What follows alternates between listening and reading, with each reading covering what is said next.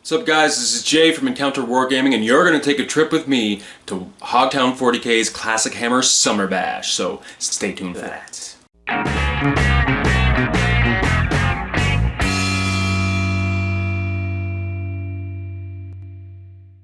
So basically guys, Hogtown 40k is hosting a special tournament this month called the Classichammer Summer Bash. So you're like, Classichammer, what does that mean? Basically, what these guys are trying to do is arrange a tournament that will sort of emulate 4th, 5th edition play. I like 40k the way it is now. Don't get me wrong there, it's probably the best it's ever been.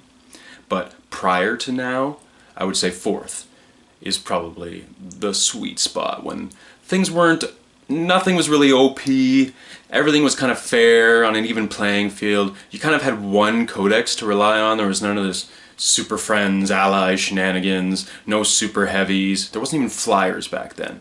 Now, what Hogtown 40k has tried to do is sort of emulate that. So basically, the comp rules for this tournament are going to be no multiple detachments, 1 combined arms detachment, 1,500 points, 4 rounds, so you guys are going to get to see coming up just basically a little synopsis I'm going to do of each round. And we're also going to check out sort of the tournament, what's going on. You guys will get to see the community. So no formations, no fortifications, no Lords of War, no allies. Boom. 1 combined arms detachment, HQ, troops, fast attack, just like it used to be back in the sweet old days. Forge rolled is allowed, flyers of course, but no death from the skies rules. No unbound, no multiple detachments, only troop units are scoring. This is interesting. So we've taken aside the objectives procured rules. Basically, only your troop choices can score. Now they've even specified that their dedicated transports can't, and a troop unit that is still embarked in its dedicated transport can't score. You have to physically get out of your Rhino, and you can't get out of your Rhino, hold one objective, and then shoot your Rhino over to another objective and hold that one as well. They're just trying to make it more like it was in the good old days. In my opinion, what were the good old days. So, everything must be painted. And so now what I'm going to do is I'm going to show you guys the army that I'm bringing, what I've constructed for this. I try to actually use these tournaments as sort of a deadline to get my stuff painted by, because otherwise, you know, I just half paint something and then when I get bored with it I put it aside and grab something else, start painting that, and then maybe I'll get that done, maybe not, maybe I'll, you know, get interest in something else. Anyway, what I've done is I've taken my Nurgle army, which actually is a Renegades and Heretics list, a Chaos Space Marine list, and a Chaos Demon list, which I interchange allies here or there, mix different combinations in order to maximize for competitiveness. But in this case, we can only choose from 1 codex, we can only have 1 combined arms attachment. So I've decided to go crazy and actually use my Renegades and Heretics list. So for this tournament, I actually used it as an excuse to finish up the 5 Sentinels that I've been wanting to, that I've had for quite some time. I've been wanting to add to this list. So without further ado, here's the army. So here they are guys, my combined arms attachment, Renegades and Heretics of Nurgle. So we're just going to zoom in a little bit here, get a better shot for you guys. So we've got here my HQ choice, which is the compulsory HQ choice for Renegades and Heretics, which is my Archdemagogue and his unit. So in this unit I've got the Archdemagogue, who is a Mastery Level 2 Psyker. Got 1 Plasma Gun. The banner you see here is not actually any of the banners available to them. I'm using it as a command net Vox, which allows them... Oh, Renegades and Heretics have a variable leadership, which is crazy. It's usually d6 plus 4. Because he is a fanatic, I get to roll 2 dice and discard the lowest. Because of this banner, I get to re-roll those dice, which is awesome. And then, of course, in the same unit, we've got a missile launcher, because missile launchers are always good. Now, moving on to the platoon command, if you can kind of see here. Now, I'm sure a lot of these guys are blending together for you guys, but I can tell which units are which. Well, the ones you see here with the Cadian helmets are, in fact, the platoon command. I've done those up, given them 2 plasma guns. And then for the first normal infantry unit, we've got another 10-man unit, which I've converted to have some skeleton heads and random Catachan and Marauder pieces in there. And they've got 2 Meltaguns. and a chimera with chimera, however you say it, tomato, with 2 heavy bolters and a dozer blade. So it can pretty much go in any terrain without any penalties. For the next unit in the platoon, I've got here these Catachan looking guys you see here are basic 10-man squad again with 2 flamers. Also in a chimera with 2 heavy bolters. Now, moving on to the artillery, 3 rapier laser destroyers, which are wicked good. Twin link, strength 9, AP 1, ordnance, you just can't go wrong. Which I scratch built myself out of some Spider Riders and some plastic card tubes and the Chaos Vehicle accessories, Havoc launchers, etc. And then for the next artillery unit, we've got here 4 heavy quad launchers, I believe they're called in this list, which are basically, you know, your quad mortars or whatever that they're called in other lists. In this, they're heavy quad launchers, so they're stationary artillery that fire 4 small blasts each barrage. So in this case, I'm actually scattering once and then deviating 15 other small blasts off that initial small blast. So 16 small blasts, which is great against infantry units at strength 5, AP 5, I believe, and if I'm not mistaken, -1 to their pinning check, which is wicked good. The only problem comes in when you have some independent characters in the enemy unit and they want to start rolling lookout sirs. It makes for a very long time rolling 1 dice at a time. But anyway, that aside, these Sentinels that I really wanted to get done for this tournament. So if you're watching, Brian, I know you wanted me to bring my orcs. I'm sorry I brought my renegades. I ran out of time, buddy. But in case you realized, these are the 5 Sentinels that I purchased off you, Mr. Brian. So I've got 3 autocannons and 2 multiple rocket pods, which I'm hoping will give me some good anti-infantry, and hopefully they won't get blasted in the first turn. And then finally, to fill out my heavy support choices, we've got 2 Lehman Russ Punishers. I'm sorry, they are Lehman Russ Punishers with the Punisher Gatling cannon and 3 heavy bolters on each. And finally, lastly but not leastly, my scratch-built converted Blight drone, which I converted out of a Storm Talon. Why am I blanking on names today? Anyway, the Space Marine Storm Talon, I believe, is the small flyer. And I've got on there the Reaper autocannon and the Maw cannon, which can either be fired as a strength 8 AP 3 blast, much like a battle cannon, minus the ordnance rule, of course. So you can still fire the autocannon. Or it can be fired as a template weapon, so as a like your standard flame template. So there it is, guys. Oh, almost forgot to show you the zombies, the most important part of the entire list.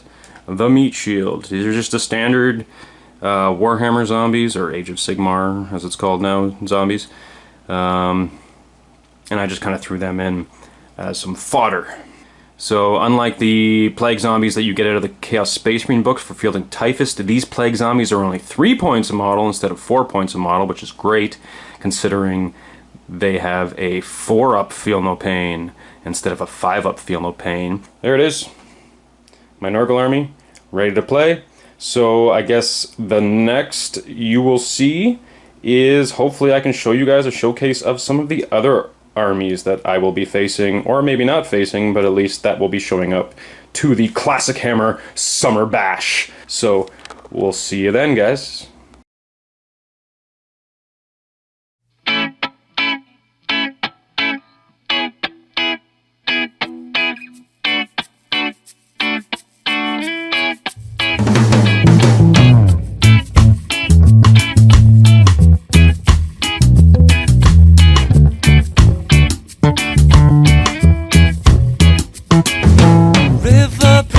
Follow your prince, Gary Oldman, I would kiss, so I know now, if I had them scissor hands, make it snow so you would dance, so I know now, and while they say that you like to steal, well baby that must be true, you have stolen my heart, I love you.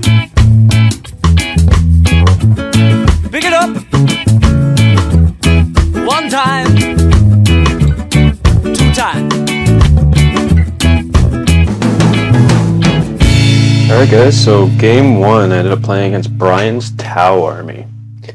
Quite a beautiful Tau army actually. I like that he had all the skimmers. I am not a Tau fan at all, but I really dig the purple and blue. Great dynamic on colors there. Anyway, great guy to play against. Yes, the very same Brian that sold me those Sentinels I went over in the beginning there. So there you go, he's got all his tanks sitting on his objective. I've got my entire army sitting on my objective, which is actually way back here by the command squad.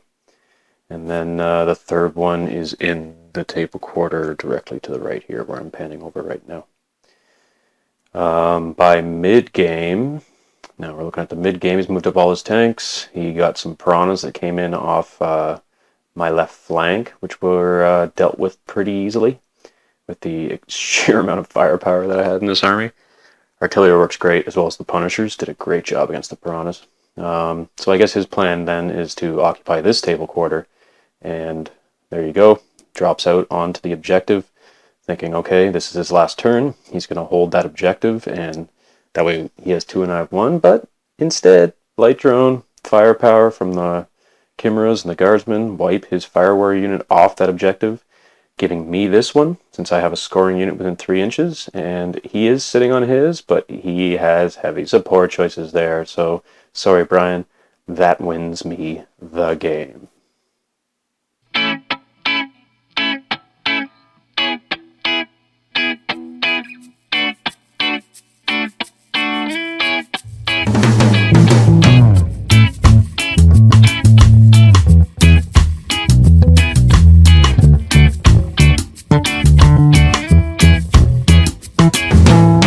Next game was against Paul's Corn Demonkin. Now, here's the deployment. As you see, I pretty much filled my arrow with my models. Of course, most of his are coming in either in the transports or with summoning or whatever, so it's got very little in his deployment zone. One little tiny unit of cultists sitting on the objective that I have to take. I don't know why he wouldn't dump more on it, but whatever, that's fine. He was actually a really good player and a really great guy to play against. Going here now to the mid-game. Everybody's kind of in the middle, and my tanks are kind of trapped in this corner, but basically his Bloodthirster slaughters an entire guard unit without even breaking a sweat.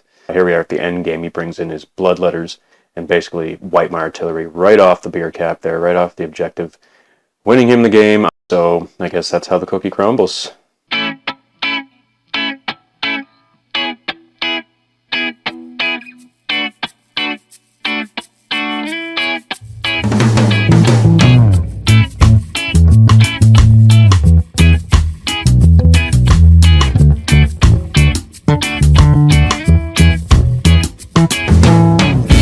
Now the third game, luckily, all by chance, I end up playing against our very own Adam on the terrain that we built for our Malifaux games, which we donated to the club for this tournament.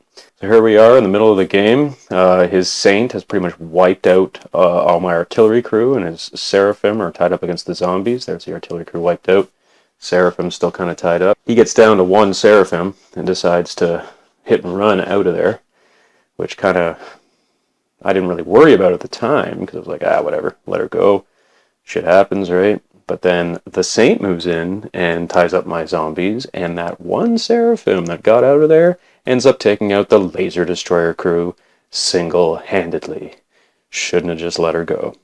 Then he shoots my chimeras, blows them up, and pretty much destroys my entire infantry platoon, leaving just my HQ and like 4 guardsmen. End of the game, I've pretty much lost everything. I've got 3 zombies left. The Punishers have 1 hull point each, and I have 4 lonely guardsmen, one of which is my warlord, but 4 lonely guardsmen against his pretty much entire army, minus some Seraphims. Good job, Adam.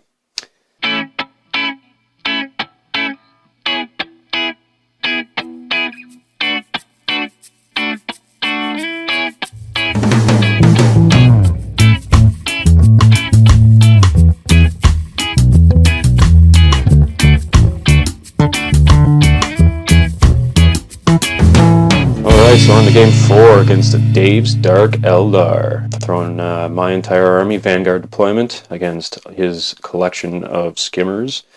Lining up a bunch of skimmers. So what he did first was he dropped 10 witches on the objective in the first turn, which I took out no problem. Second turn, I took out pretty much all his skimmers, and here we are mid-game, and I've got all my zombies on the objective. I've still got all my artillery at the back. My tanks are right in his face, and pretty much all his skimmers are toast. And then we go here to the end game. Literally, my Punishers move around, took out all his jet bikes that were sitting there. Crazy game. The guy tried to deep strike his Medusa twice and mishapped twice, finally coming in on the third time. Sorry, I feel sorry for you, Dave. But it was a great game. Good job. I, of course, got the relic at the end of the game. Had a bunch of zombies and guardsmen on there, giving me the win.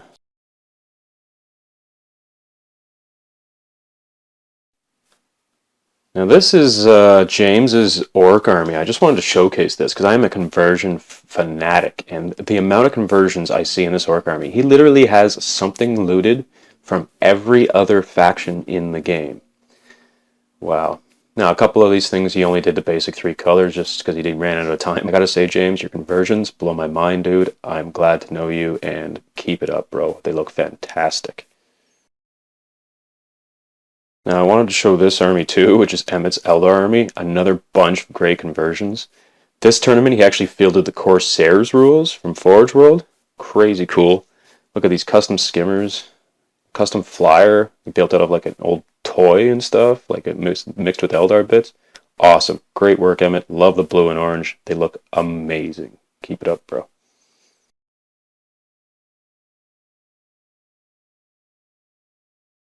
First off, thanks for coming out, guys. I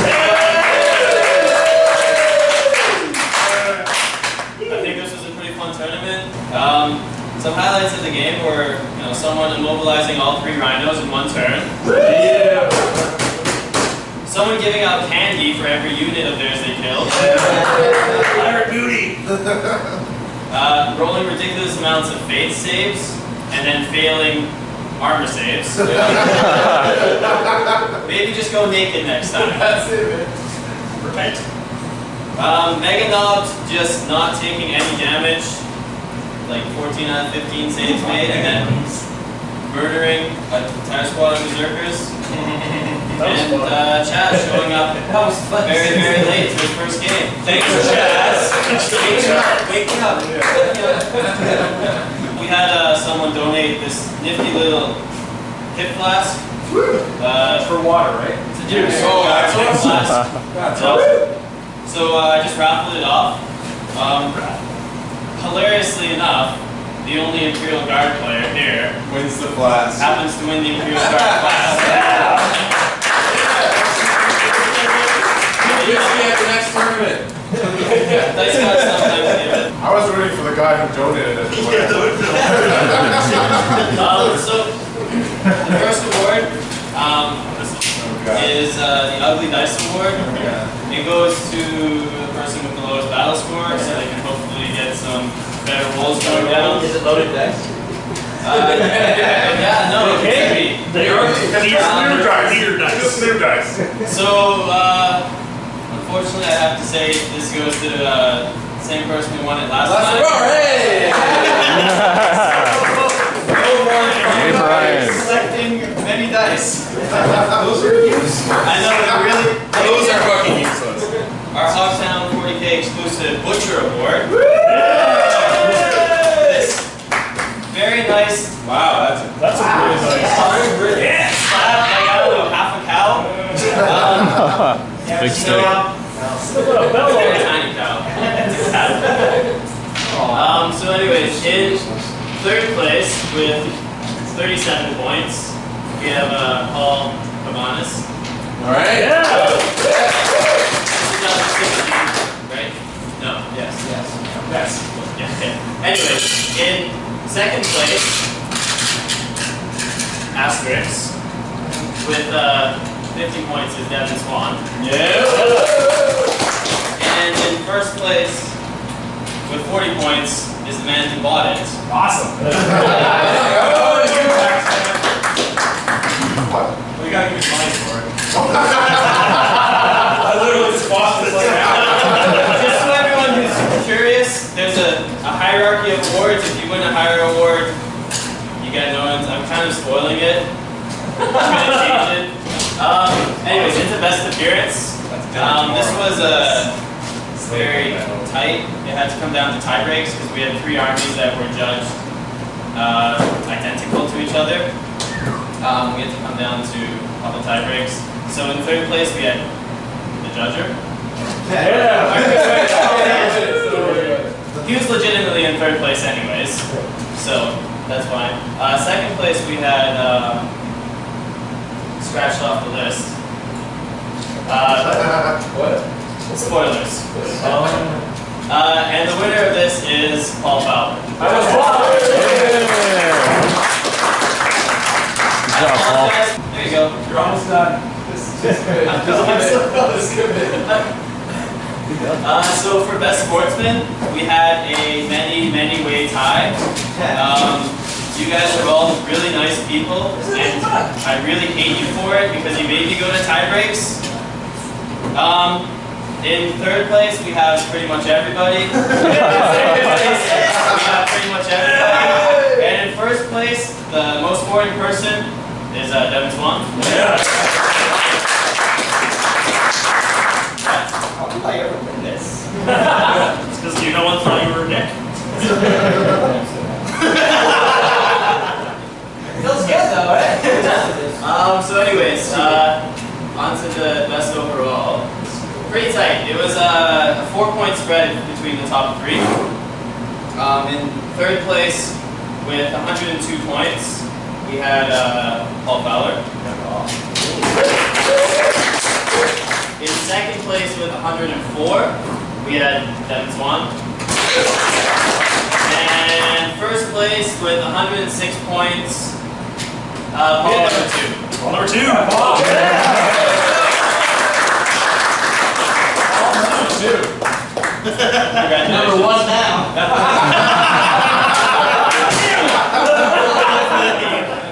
We didn't have a Paul fight. Yeah. We had a Paul fight. It wasn't good. Anyways, congratulations to all you guys. But I hope you guys had a lot of fun.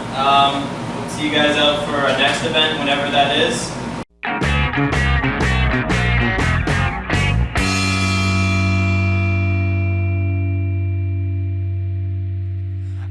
Like a monkey in a rocket on his way back home. Okay.